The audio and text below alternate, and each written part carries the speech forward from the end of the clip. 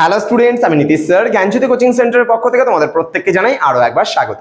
তো স্টুডেন্টস, আজকে আমি তোমাদের সঙ্গে আলোচনা করব এসকেবিইউ অর্থাৎ সিধু কানহু বিরসা ইউনিভার্সিটির আন্ডারে যে সমস্ত ছাত্রছাত্রীরা 5th সেমিস্টারের বিভিন্ন কলেজগুলোতে পড়ছো তাদের জন্য কিন্তু আজকে মেজর পেপার 6 থেকে হিস্ট্রি যে অতি গুরুত্বপূর্ণ একটা টপিক দিল্লি সুলতানির যে ইতিহাস রয়েছে সেই ইতিহাসের প্রত্নতাত্ত্বিক উপাদানগুলি সম্পর্কে আজকে বিস্তারিত আলোচনা করব।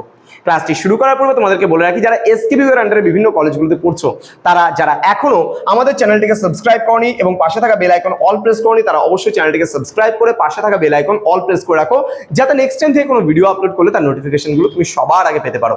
এছাড়া তোমরা যারা ভাবছো যে অনলাইনে যুক্ত হবে, তার ডিটেলস এখানে দেওয়া আছে, তোমরা একটু স্ক্রিনশট করে নিতে পারো, দেখে নাও। ওকে, তো আমাদের অফিসিয়াল নাম্বার এখানে দুটো দেওয়া আছে, অফিসিয়াল নাম্বার দুটো দেখে নাও একটু। 7076398606 এবং 6295916282। আর আমাদের অফিসিয়াল ওয়েবসাইটের লিংক এখানে দেওয়া আছে www.pisticol.com এবং ভিডিও ডেসক্রিপশনেও কিন্তু লিংকটা দেওয়া আছে। তো আমাদের ফার্স্ট সেমিস্টারে যে কোর্স ফি রয়েছে এবং সেকেন্ড সেমিস্টারের কোর্স ফি রয়েছে, অল কোর্স ফি কিন্তু মাত্র 599 রুপিস পার সেমিস্টারের জন্য। আমাদের টোটাল কোর্স ফি হয় আদার্স ইউনিভার্সিটির জন্য 1199 রুপিস, কিন্তু এখন আমরা পুরো 50% ডিসকাউন্টে কোর্স দিচ্ছি বলে তোমরা 599 রুপিসের বিনিময়ে কিন্তু পেয়ে যাচ্ছ। মেজর মাইনর সমস্ত কোর্স মিলে কিন্তু 599। থার্ড এবং ফোর্থ সেমিস্টারের কোর্স ফি রয়েছে 599 এবং ফিফথ এবং সিক্সথ এর কোর্স ফি রয়েছে 599 পার সেমিস্টার, কিন্তু আমি আবারও বলছি পার সেমিস্টার। ওকে, চলো শুরু করি আজকের ক্লাসটা।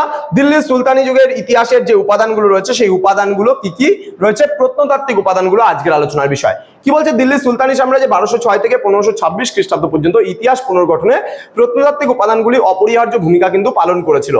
এই সময়ের অসংখ্য স্থাপত্য নিদর্শন, মুদ্রা, শিলালিপি এবং মৃৎশিল্প সুলতানি আমলের কিন্তু রাজনৈতিক, সামাজিক, অর্থনৈতিক এবং সাংস্কৃতিক জীবনযাত্রার এক সুস্পষ্ট চিত্র কিন্তু তুলে ধরতে আমাদের সহায়তা করে। ওকে, নেক্সট রয়েছে এখানে আরো যে সমস্ত বিষয়গুলো কি কি থাকছে সেটা একটু দেখে নেই।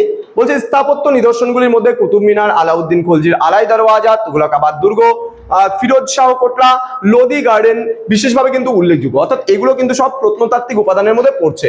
সেই সৌধগুলি তৎকালীন স্থাপত্য শৈলী, নির্মাণ কৌশল এবং ধর্মীয় ও ধর্মনিরপেক্ষ কার্যকলাপের পরিচয় কিন্তু বহন করে। উদাহরণস্বরূপ আমরা কুতুব মিনারের কথা বলতে পারি, দেখতে পাচ্ছ এটা, ঠিক আছে, কুতুবউদ্দিন আইবক বানিয়েছিল, এটা আমরা জানি প্রত্যেকেই।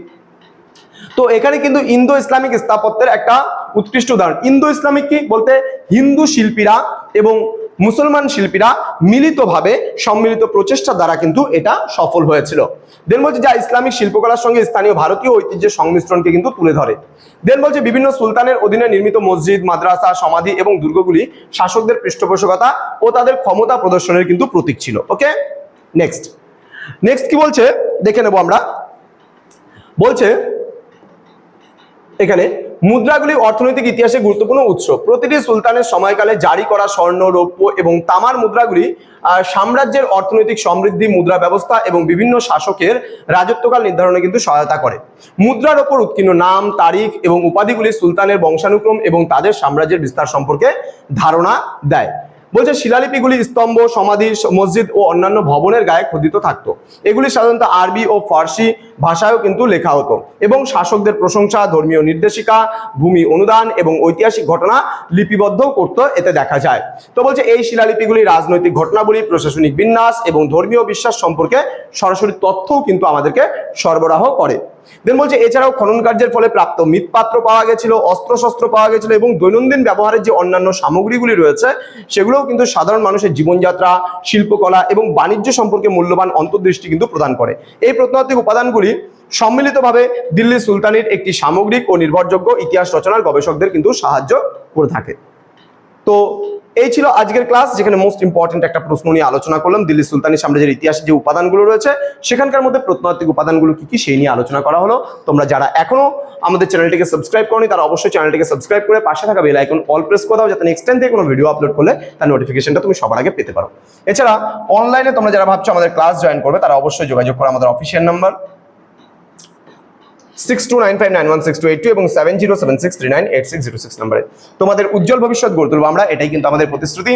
তো এসকেবিইউ এর আন্ডারে যে সমস্ত ছাত্রছাত্রীরা বিভিন্ন কলেজগুলোতে পড়াশোনা করছো, সময় নষ্ট না করে প্রথম থেকে আমাদের সঙ্গে যুক্ত হয়ে যাও এবং তোমরাও নোটস পত্র, সাজেশন সমস্ত কিছু পেতে পারো। দেখা হচ্ছে খুব তাড়াতাড়ি আরো একটা নতুন ভিডিও নিয়ে তোমাদের সঙ্গে। তোমরা প্রত্যেকেই ভালো থেকো, সুস্থ থেকো। Thank you so much, thanks for watching after all.